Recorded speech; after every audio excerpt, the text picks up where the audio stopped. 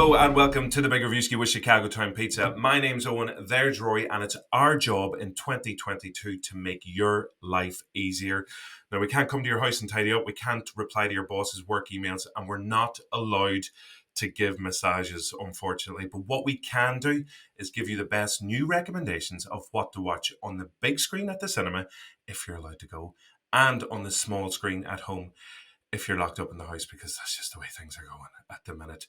But Rory, have you got your massage qualification yet, or are you still waiting on that? Well, I feel, emotionally, spiritually, psychologically, existentially, yes.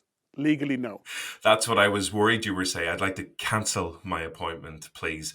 Now, while we can't give you massages, we can give you wonderful prizes and giveaways. And thanks to our good friends over at Chicago Time Pizza, we have a €200 one-for-all gift voucher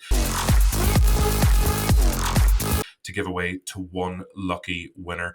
All you have to do is head over to the website www.JOE.ie to be able to chance of winning that competition. Now, we did promise you amazing recommendations, and just before we get to those, Rory, this week's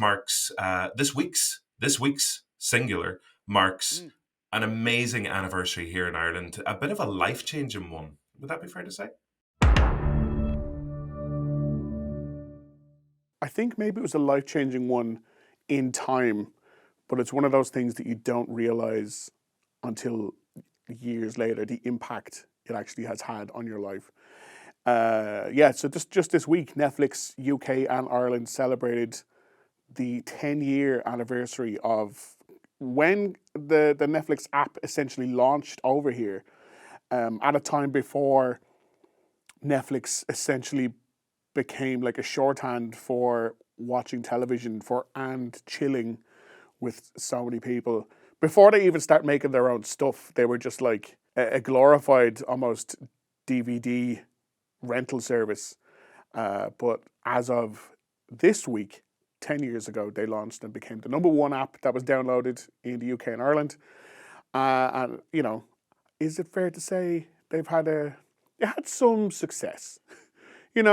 I think, does anyone not have a Netflix account? Well, I know half the country has my flipping Netflix account anyway. They've all got my account login details. And whenever I log in and try to watch it, it's like, no, your ma's watching it over here and your brother's watching it over here. And I'm like, it's my Netflix. Get off it.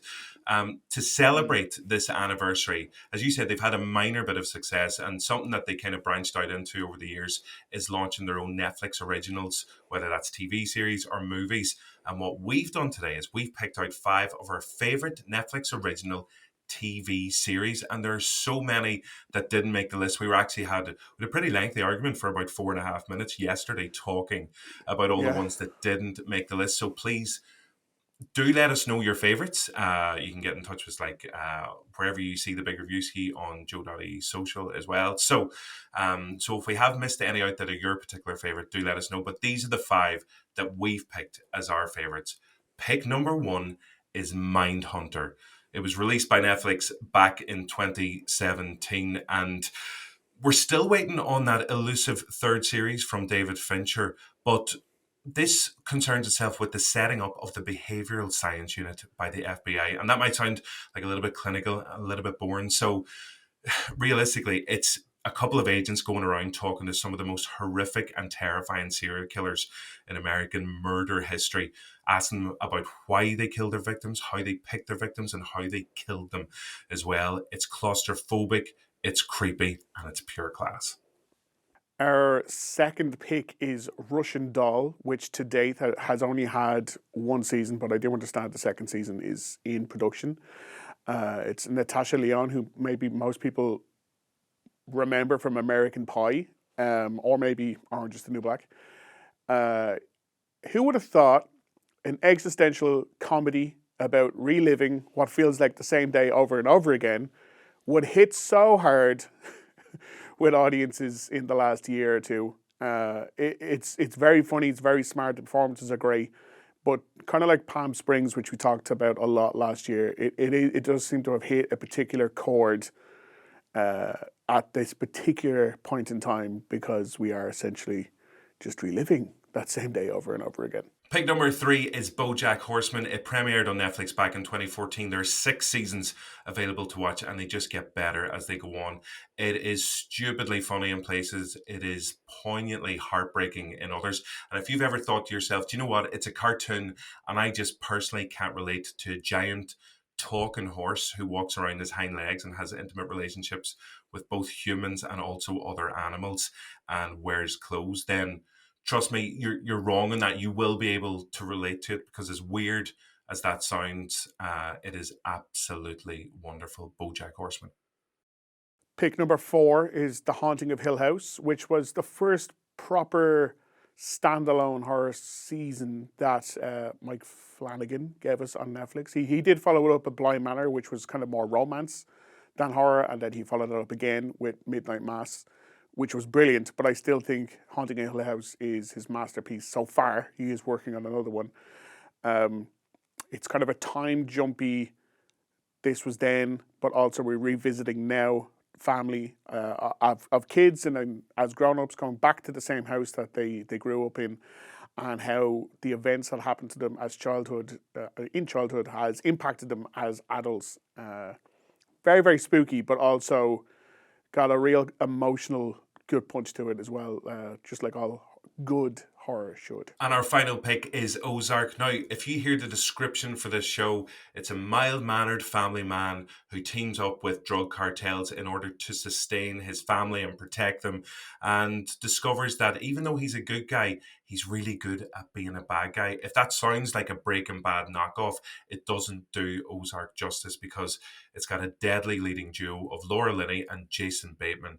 A phenomenal supporting cast. It's smart, it's tense, and it is an absolute must-watch. And it's only a few weeks ago until the brand new series of it arrives on Netflix. So, as we said, whether you agree or disagree with the ones we've picked, we don't really care. But please do let us know if we have missed any of your favorites. Of course we care. I feel bad saying that. Of course we care. So please. Rory doesn't care. I don't care. I do. There, yin and yang, sorted, job done. And now it's time for our big screen release this week, and we're talking about one thing and one thing only. Rory, did I pronounce that correctly?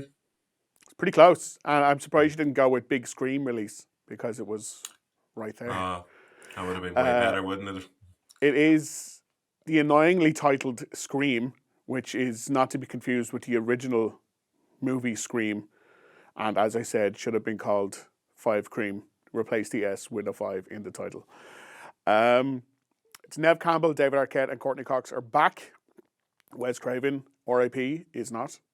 He is replaced by the guys who made the very decent horror thriller Ready or Not, horror comedy thriller Ready or Not, which I would highly recommend you check out. How to talk about this without, because if you've seen the trailers are the cards are very close to the chest, and then there's a knife going through those cards straight into the chest, because everyone is potentially either a killer or a victim.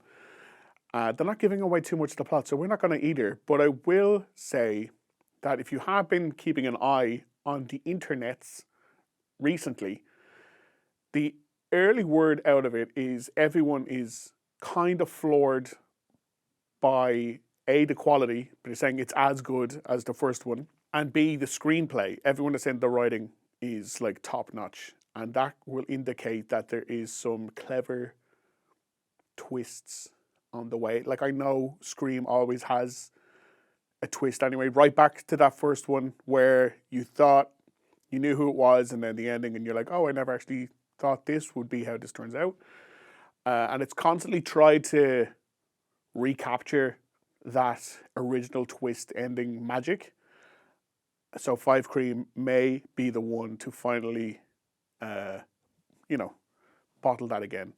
And I, as a massive horror fan, I'm very excited for Owen Doherty to go see it, because did you hear that little scream at the start where he attempted to name the film? That will be him for 2 hours in a cinema.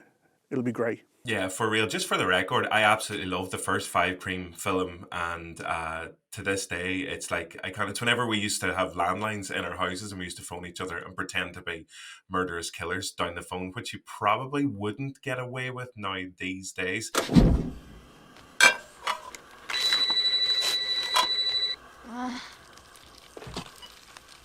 Hello? Why don't you want to talk to me?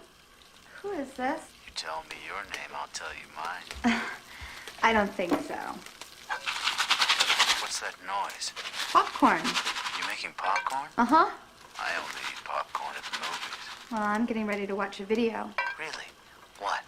Oh, just some scary movie. You like scary movies? Uh-huh. But as you mentioned, if the guys behind Red Air Now, which is so much fun and just, as you said, highly, highly recommended.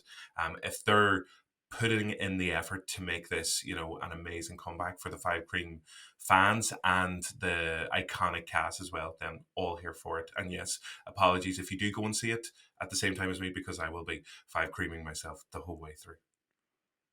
Oh, I would have used a different phrase, I think. Screaming the whole way through. There we go.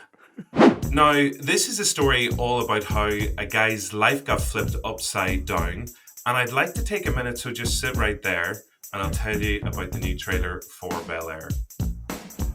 Very good. I don't know about that, but listen, I don't think my career in rapping like Will Smith is going to go anywhere. But Well, as you may have... it's about as good as Will Smith's career in rapping. Oh, you can't say that. He is the original Fresh Prince. He was amazing at it. Anyway, again, my standards of rapping really coming to the fore here. So back in 2019, a guy called Morgan Cooper made a fan film, like a short film / trailer about the Fresh Prince of Bel-Air. Now, everyone knows that's an iconic 90s comedy. But what he did was he reimagined it as this HBO-style gritty drama. He said, like in the style of Ryan Coogler. And at the time, loads of people fell in love with it, and they were like, "Oh my God, you have to check out this amazing fan-made trailer of the Fresh Prince of Bel-Air." And as with anything on the internet, they can reach a massive audience. And eventually, this trailer found its way into the hands of Will Smith, who saw it, he loved it, and he signed up Morgan Cooper to make a real life version TV series. And that's what we have here now. It's going to be released on Peacock in the United States on February the 13th. So we can watch Peacock here in Ireland on Sky or on Now. We haven't got an official release date for Bel-Air just yet.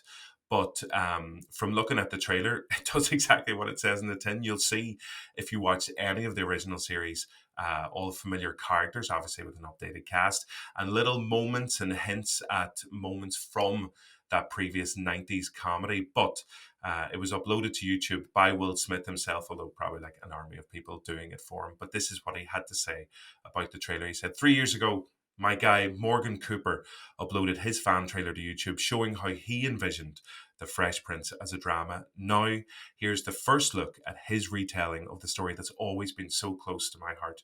Can't wait for you guys to see it February 13th. So this is, Will Smith fully believes this is bringing The Fresh Prince to a new modern generation, because it will be more modern set. So it's either that or you have to put up with my rapping again. So this is a little sneak peek of Bel-Air.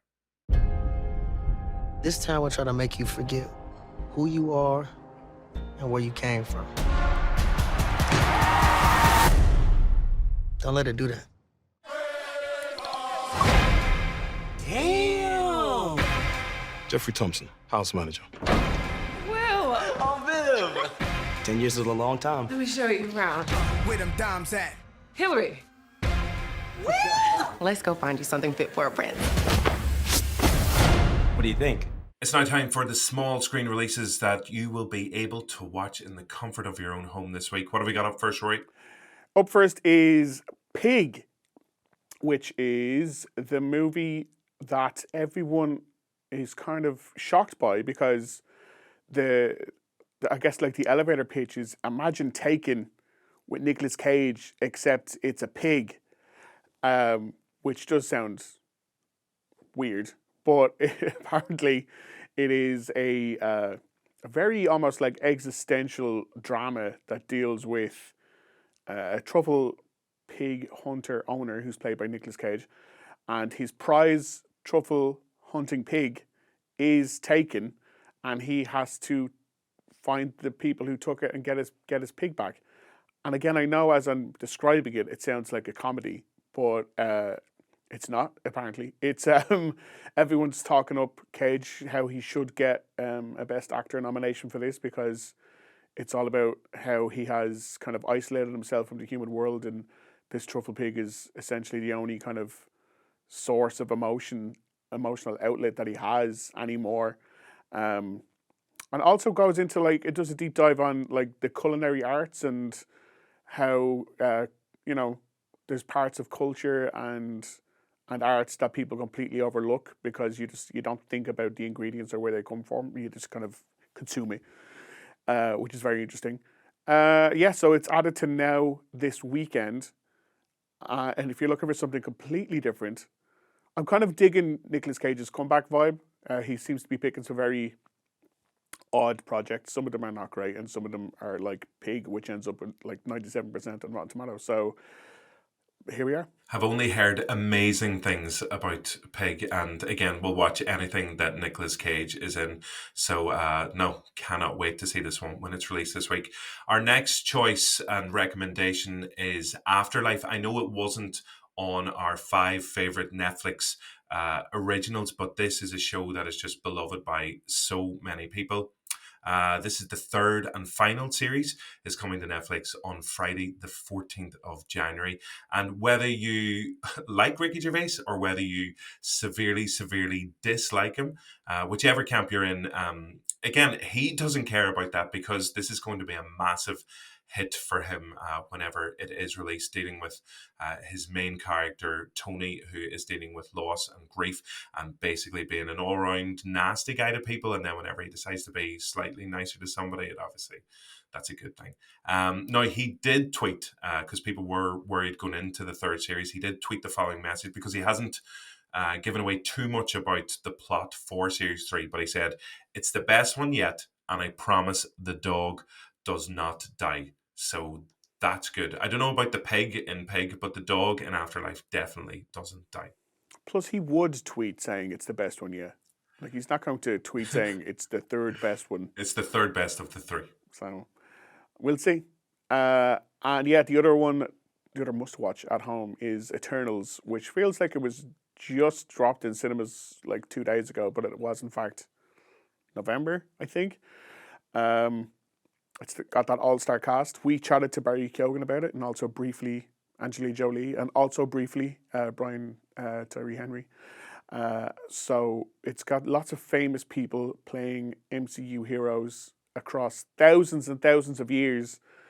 It didn't do super great at the box office, so the actual talk of a sequel is But so many people got so thirsty for that mid-credit sequence with that kind of arrival of the big superstar that I would be very surprised if Marvel don't greenlight that particular character getting their own spin-off movie from the back of this. So if nothing else, people will be very happy to see that particular person, and I'm being very careful with every word I'm using, and being able to see them in that costume at home whenever they want.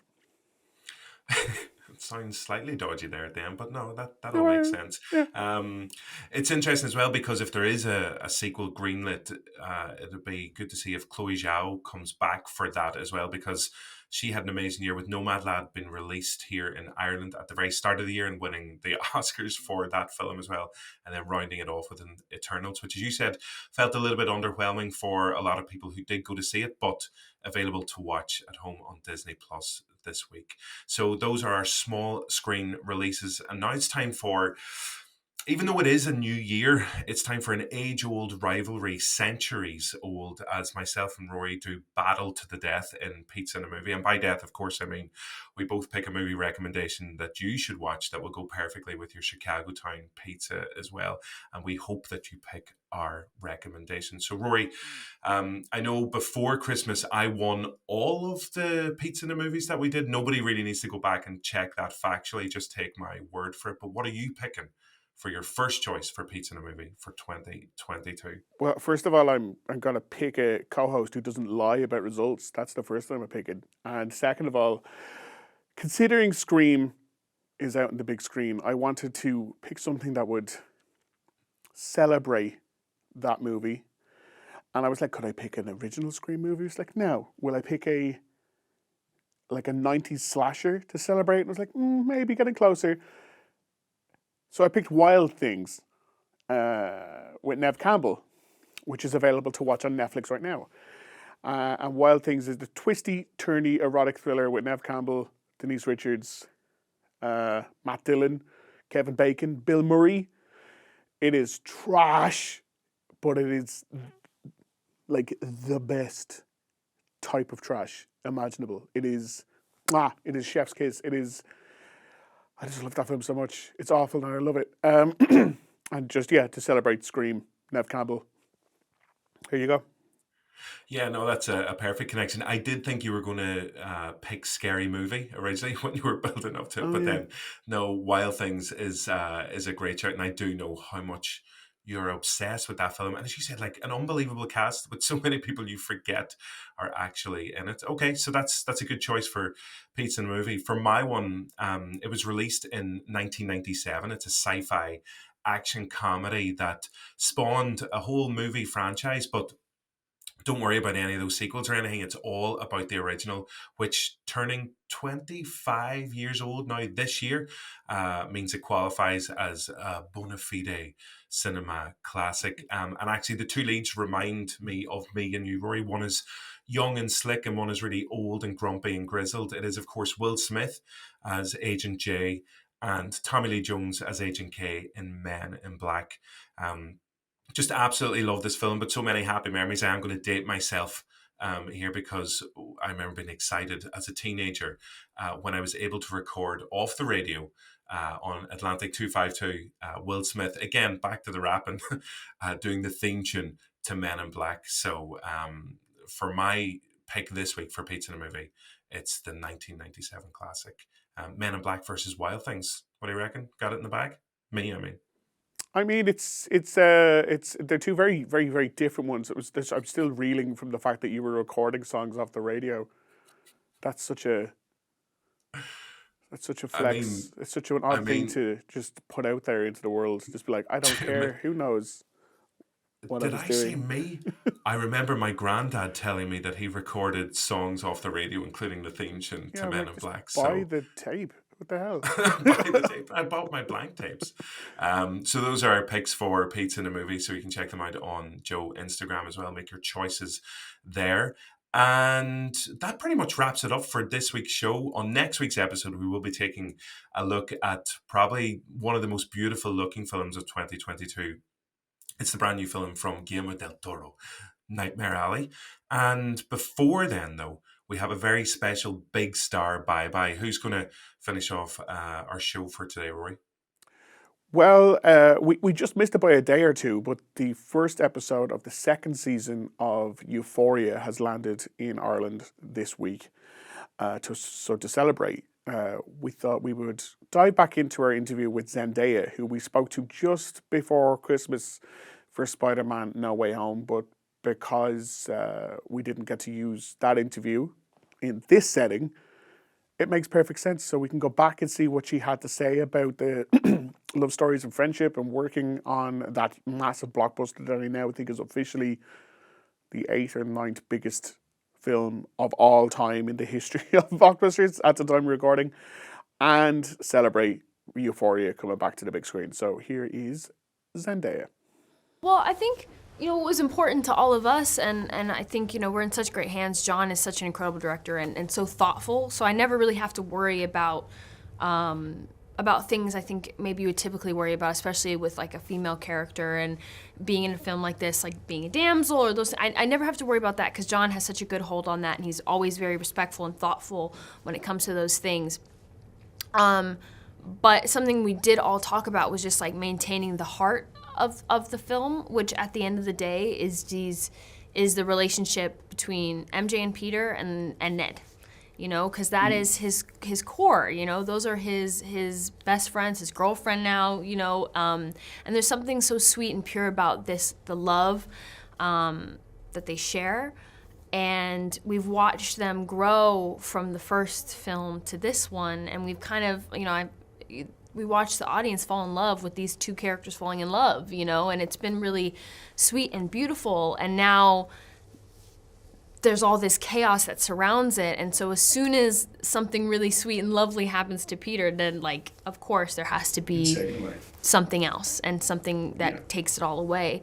I don't know, for us it was just important to always remind the audience and ourselves that they are just young people trying to figure it out, and they're doing the best they can. You know, Peter at the end of the day is just a kid, and he's just trying to do the right thing. And I think that's the same with his two right-hand people. You know, they're just trying to help him get through it and try to get through it themselves. You know, because they're like, this is, now we're getting thrown under the bus. But we don't want to complain too much because look what he's dealing with, you know? So they're just trying to hold each other up and keep each other together. So always going back to the humanity and the human element of the story is important, especially when there's like so much going on, you know?